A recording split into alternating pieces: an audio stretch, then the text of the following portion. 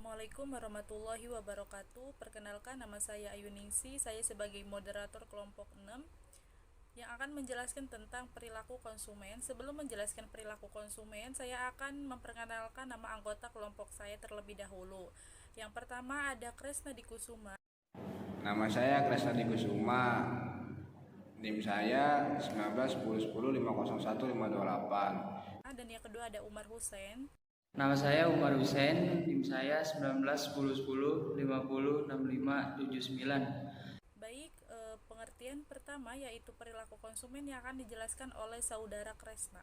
Di sini saya akan menjelaskan tentang pengertian perilaku konsumen.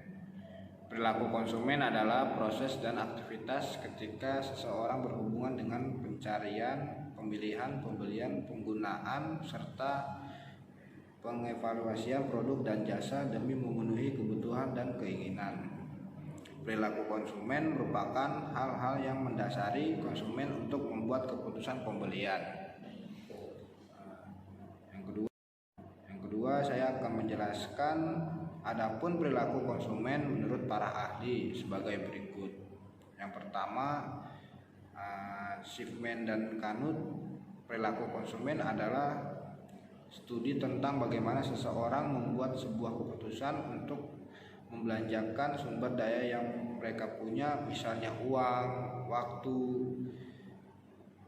dan tenaga mereka untuk mendapatkan produk yang akan dikonsumsi.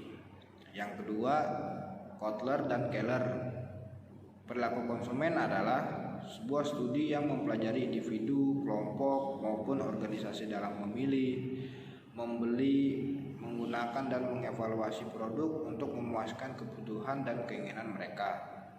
Yang ketiga, John Mowen dan Michael Minor menyampaikan tentang perilaku seorang konsumen sebagai studi unit dan proses pembuatan keputusan seseorang dalam menerima, menggunakan, membeli, dan menentukan produk.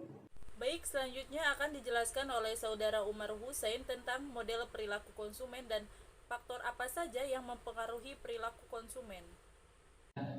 Saya akan menjelaskan tentang model perilaku konsumen. Yang pertama, Pavlovian. Model ini meliputi 3 indikator perilaku konsumen. Di antaranya adalah drive, drivers, dan reinforcement. Drivers adalah kebutuhan psikologis dari subjek. Reinforcement adalah stimuli akan mempengaruhi aspek psikologis seseorang yang akan memperkuat aksi mereka terhadap produk yang ditawarkan. Yang kedua, model input. Proses output model input. Dalam model ini merujuk pada strategi marketing yang dibentuk sebuah perusahaan. 4 aspek utama dalam indikator tersebut atau marketing mix terdiri dari produk, price, place, dan promotion.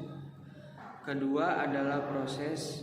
Indikator ini berhubungan dengan proses transaksi oleh seorang konsumen, mulai dari mengetahui hingga mengevaluasi sebuah produk. Sedangkan output adalah respon yang diberikan konsumen terhadap produk atau perusahaan. Yang ketiga, sociological model teori ini menghubungkan perilaku dan lingkungan konsumen. Lingkungan yang dimaksud terbagi menjadi 2, yaitu primary dan secondary. Primary society terdiri dari orang-orang terdekat konsumen seperti teman dan keluarga. Sedangkan secondary society adalah orang lain dalam lingkungan konsumen yang memiliki kesamaan kepribadian dengan mereka. Selanjutnya, faktor yang mempengaruhi perilaku konsumen.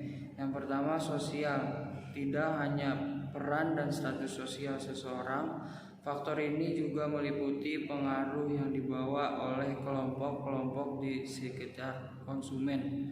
Yang kedua, budaya. Aspek budaya yang dimaksud bisa meliputi adat, agama, ras, hingga stratifikasi sosial. Yang ketiga, pribadi. Beberapa variabel yang berkaitan dengan personal konsumen adalah aspek demografis, yaitu usia, jenis kelamin, besar pendapatan, dan lainnya. Selanjutnya saya akan menjelaskan tentang apa sih manfaat mempelajari perilaku konsumen. Yang pertama, kita bisa memprediksi tren pasar, bisa mengungguli para pesaing, bisa mengidentifikasi karakteristik dan kebutuhan konsumen, bisa membuat strategi pemasaran yang sesuai dengan kebutuhan konsumen. Selanjutnya saya akan menjelaskan contoh perilaku konsumen. Contoh perilaku konsumen yang saya ambil ketika seseorang ingin membeli sayur, tetapi ada beberapa hal yang bisa dijadikan prioritas dalam transaksi tersebut. Teori ini memperkenalkan kepada beberapa jenis konsumen yang berbeda. Misalnya, jika konsumen memperhatikan mutu atau kualitas produk, maka konsumen tersebut cenderung tidak mempermasalahkan nominal yang dibanderol demi mendapatkan kualitas sayur yang baik dan segar.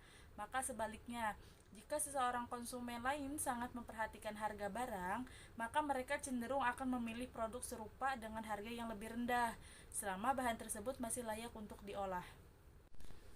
Cukup sekian presentasi dari kelompok saya, kurang lebihnya mohon maaf. Wabillahi taufiq wal hidayah. Wassalamualaikum warahmatullahi wabarakatuh.